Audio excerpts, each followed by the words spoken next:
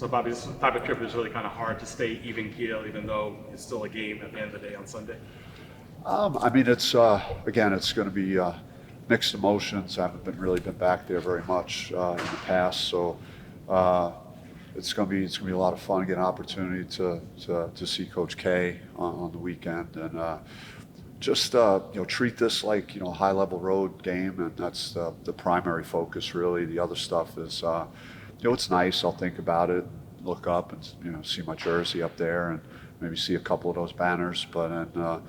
Hopefully that'll give me and the fellas some inspiration. So is the approach more play a narrower rotation and try to win the game versus developmental? I would say that even though I in our last scrimmage distributed the minutes, at the end of the day we were still trying to do what we had to do to win. So I think that'll always guide where your thoughts are in terms of rotation. So. I'm going to try a different starting lineup than I did the first game, and I told the team that. So we're still searching to find the right combination and start getting guys prepared to get into the roles that we hope that we see that they'll ultimately be in. But I think as the game progresses, most likely you'll see the guys that are doing the best having the most opportunity to get more minutes. Have you been scouting this Duke program kind of similar to how you feel like you would normally just scout any regular opponent during just a normal regular season game? No, because what I do is I have to make sure that we're getting better. We're still not there yet, and we just have to work on our execution at both ends of the floor. We really focused on breaking down the tape of our scrimmage over the weekend, and I mean we didn't shoot great in scrimmage, and our offense didn't function as well as I hoped it would, but. There were more issues defensively than I even realized in real time once we broke it down. So we had a lengthy film session. So we're still like finding ourselves, and I'm focusing on the errors and the mistakes that we're making, and continuing us to get better more than what Duke is doing. I'll watch some film of Duke, but it's more about like what we're doing right now for me. What do you most want this group to get out of this trip? Just that to take a look at what it looks like at the top of the food chain very early. This is a Duke team that is going to be very good, regardless of whatever hype is around them. It's real. I mean, they got real players, and my assistant coaches have briefed me about their first game and just what they looked like. So it's we have to be ready to play an elite team right away, and then. I think it's a good gauge for just what you have to still do and where you are, and just see where you stand at this point. What can playing in Cameron Indoor in front of a packed crowd help with some of these guys that are new to the program that maybe like a secret scrimmage might not be able to accomplish? It's just you treat it exactly like a game. What it'll be like. For our opener, just in preparation, how we warm up, the crowd, that environment, it adds a different flavor to it, just having the crowd there, and it's one of the great places that you could play a road game, and so I think our freshmen, I wouldn't say all three of the freshmen, but a couple of them were a little bit shaky in the first scrimmage. Nerves I think surfaced some, but. That would even be taken to a different level just with their whole team, their program, the history of their program, the recruiting class they have, the recruiting class we have. So there's a lot of subplots, to this game. What did you like about the scrimmage? I mean, after I rewatched it, I mean, not a whole lot. I liked that we won the scrimmage. I did not really. I think we struggled to make shots that I haven't seen us make in practice. We fundamentally broke down too much on defense. I just think that we showed some resistance and resilience late in the scrimmage and made some plays, which that was a positive. But overall, I wasn't really pleased, and I let the guys know that, and I think they are self-aware enough to realize that we were nowhere near where we need to be in order to compete at the level we're hoping to. The issues on defense on the scrimmage, was there maybe kind of some telling signs in the practices leading up to it, or was it just a matter of the scrimmage setting so different than practice if you only see it in that setting? It was a lot of areas. It was we struggled to rebound a little bit early in the scrimmage. We gave up way too many middle drives. We had some breakdowns in ball screen defense. We either got rejected on the ball screen or we didn't get the appropriate hedge on the ball screen. And we also got no nail help. We say nail help one pass away was kind of non-existent. So whoever on the team we were playing was able to just kind of get paint touches. We gave up way too many points in the paint and paint touches overall. So we've worked on more of resistance, of keeping the ball out of the lane. That's been kind of a focus of ours defensively this week. You mentioned Duke's recruiting class and sort of the hype around it. What's your own personal evaluation, sort of looking at that team, the guys that they brought in? Of the Duke team you're talking about? Yes. Yeah, I mean it's strong. It's what you would expect Duke to do in the recruiting cycles, and I mean Flagg is deserving of all the things that people are saying about him. He's got a chance to be special, and so it's more than that though. They have a new team. They're very much like us in a lot of ways with not as much retention. They really have a high. They had a high turnover, a lot of transfers, and a high level recruiting class. So it'll be interesting to see how it comes together for them. Just looking from afar, what can you necessarily say about the job that Schreier has done? Obviously, in these years after Coach K, having to fill those kind of shoes, what can you just say about the job he's trying to do of keep up that legacy that you were just so much a part of as a player?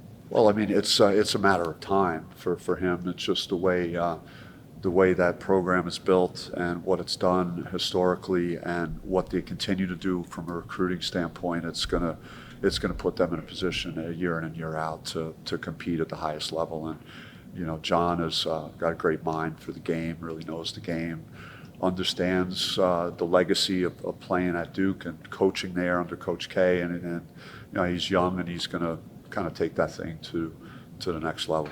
What's the health of your team going into this? Knock on wood, at the moment we're good. There's nothing really. We've managed to get through a lot of the preseason without anything significant happening. Some bumps and bruises and normal things that go on, but nothing that today going into practice that anybody wouldn't be available on Sunday. Austin Nunez had a knee that kept him out a few weeks, but that was a time ago, and he's back, and he was in the scrimmage on Saturday. Being a part of the Duke culture when you were a player, now heading into year 10 here at ASU, are there specific things about that culture there that you've been trying to implement over your time here at ASU? I played there, so I learned a lot from Coach K, and I've tried to, I use him as a model in some ways, just how his relationships with the players, the pace of play, allowing his players to play freely. Like I was able to play my style of basketball. He didn't hold me back at all, so more like general concepts. I'm more, because I worked with my brother for 3 years as an assistant, I would say more of the things that we might attempt to do in certain ways would mirror more of what he does. But I certainly have learned a lot of lessons playing for Coach K and seeing how we went about our business when I was there. And so I'm sure that has some part of what I'm trying to pass along to our team. You mentioned at Media Day that this is the deepest perimeter team that you've ever had as a coach. So what specifically about the way that those skill sets mesh makes you come to that conclusion? It's just the volume of guys, the difficulty of getting minutes for everybody at this point. It's not like I'm disappointed with any guy out there that I feel like we would take a big dip if I go to my bench and I could go 6 guys on the perimeter right now. So that's what I was kind of referring to more than slighting any other perimeter I've had here in the past. I've had some really good guard play here, but I have a lot of confidence in the guys we brought in the portal. Adam Miller has kind of been rejuvenated, just knowing he's going into a season with the uncertainty of last year, whether he could play or not is out of the equation. So, and then the portal guys I'm very happy with that we brought in. So Yeah, I think we'll shoot it well. Those guys could really shoot the basketball. I was disappointed in the scrimmage that didn't come to fruition, but I think it's an anomaly. I think these guys were really, kind of selfless, will play off each other and can make shots. When you go back and watch the film, when you go back and watch the film after Sunday's game, what are some of the areas of improvement that you want to see, or maybe some strengths that you're looking forward to? Well, Duke's got a big team, and if they, I wanted John to have the film. I sent John the film. It's a close scrimmage. You don't usually do that, but we shared it just so he could, do some film work with his team. But like I would be telling my guys to go to the backboard after the first 8 minutes of that scrimmage. We did not rebound well and closed them out. Our transition defense was not where it needs to be as well. And Duke is very good scoring the ball early. They play with pace and they get the ball down the floor quickly. So we got to make sure we get back on defense. And then in half-court defense, our ball screen coverage has got to be better. We got to eliminate as many paint touches as possible. So there were a number of things that we weren't happy about. Our front court did not work in post defense for position before the ball got to them. So there's a lot of things that you learn about yourself on that end of the floor. And then offensively, I think we were a little bit out of sorts and we struggled to make shots. And hopefully that'll improve with this next game. When you look at the role for Adam, do you feel like he'd be a starter like it was last year, or maybe just like that elite 6-man off the bench? I just haven't settled in on any starting lineups yet.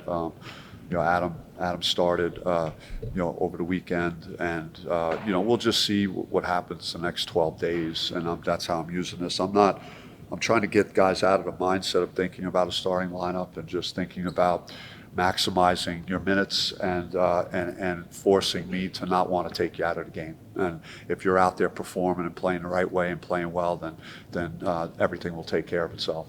Coach, you had mentioned at Media Day that you weren't going to change your identity to fit into the Big 12. What do you feel like the identity of your team is heading into Sunday, and how do you feel like it'll help you stand out heading into Big 12 play? I would just say that the top tier, and again, this will be my first go-around with the Big 12, but Iowa State, talk about Houston, Baylor, Kansas, very defensive-minded programs, very, very physical basketball, big size, all those things. We got some good size on the front court, and but I think our calling card has got to be, playing with pace, using the three-point line as a weapon, being able to attack on offense. And if we could do those things, then we'll be a little bit different. We're not going to be like a rugged style of basketball. That's kind of more of what I was talking about. We're, I think, more of a team that should be, free-flowing and is pretty skilled on the offensive end. And that's what we got to kind of focus on. More to Media Day, how was your experience in Kansas City for the first Big 12 Media Day of your career? It was weird just because you're used to kind of doing things and with the pack and everything else. But they were people were very friendly, very accommodating. Everything was very efficiently done. It was a pretty cool setup with having the court down there, so you get a taste of what it would be in the Big 12 tournament. The trophies were out there displayed as well, so it was. I thought it was marketed well, and it was very easy. Just get from interview to interview, so it was really good. What was it like seeing Frankie again before the season, sort of reuniting with him? What was that like? I thought Frankie and I, we had a good moment together, and seeing him, brought a smile to my face, and he did a lot of great things for us. I'm very happy with the time that we had together. I didn't like his quote though, because I didn't agree with it, because I think anytime you lose at the buzzer, I don't think you get your ass kicked. So he's going to have to maybe revise his statement there, and I'll talk to him about that at some point maybe. You said you haven't been able to get to Cameron as much as you'd like to. What is it when you go back there that you reflect on, or what that you think about when you're at that place? Just that it's kind of a sacred place to me, and you haven't really always been great in life everywhere, and that was like one place that was kind of special, and it was. I was so good there that that's why I'm not sure I resisted wanting to go back, because it just kind of want to leave it the way it was, and in a really in a good place that it was left. When I finished playing my career there, but it was. We only lost, I think, 2 games there, and it was special every time you stepped on the floor when you played in Cameron Indoor, and I'm excited for our team to experience that environment on Sunday. When's the last time that you were actually in the gym there? My daughter went there, my oldest, so she there was a homecoming weekend years ago that I was able to slip away and spend a day with her, and I think they had their like Midnight Madness, so that was probably the last time a number of years ago. Yeah. You've talked about the double big combination. Has that been something you'll try to experiment with against a team like you said that's bigger in Duke? Well, yeah, I mean, with our rotations, we'll have Sean and JQ play together. We'll have JQ and Bashir play together.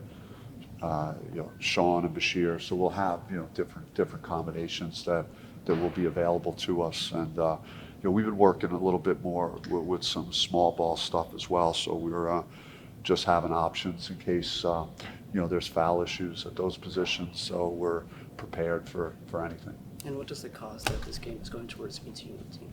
What's that? And what is the cause that this game is going towards the Children's Hospital? Yeah, it's terrific. It's something that was as far back as when I played there. Coach K was very passionate about Duke Children's Hospital. Does amazing work, and John has adopted that as well, and that was something that was very important to him as we talked about making this game a reality. Just the impact monetarily that we could have for that hospital. So there's no better cause that we could think of. Do you envision ever going to all three of those bigs at the same time? I don't see that as a reality like this week for sure. I will never say that it couldn't happen because Bashir could play away from the basket, so could JQ, and Bashir and JQ have the green light to take open threes, and so that could be an option. But we're so, like I talked about, I think we're deep at 1, 2, 3 that I don't see maybe a lot of scenarios that those three would play together. To kind of build off of having a different opponent schedule this year with the Big 12, if you had to expand your playbook at all to add different sets in place you maybe haven't used in the past for like Pac-12 basketball? I didn't really change a lot of things because we're moving to the Big 12. There's things that we'll do offensively that might work better for our personnel, and we'll try and put together a system that makes sense for the players that we have, and we try and do that every year regardless of what conference we're in. Even though it is an exhibition game, playing a program like Duke and then going on the road to Gonzaga later on, playing against Kansas, what does playing against those blue bloods in college basketball do for your program? I mean, it's just a great thing for us to get tested this way and just, like I said, see where we stand on Sunday and then have more film to be able to break down to start getting ready for the real deal. And but yeah, it's going to happen fast. Gonzaga's right around the corner. And so are some other really good games. I mean, Santa Clara is very good this year, and then you go to Gonzaga and GCU at home, in town here right after that. So there's a number of these type of games that are going to be right around the corner. So we gotta put our foot on the gas pedal and get going.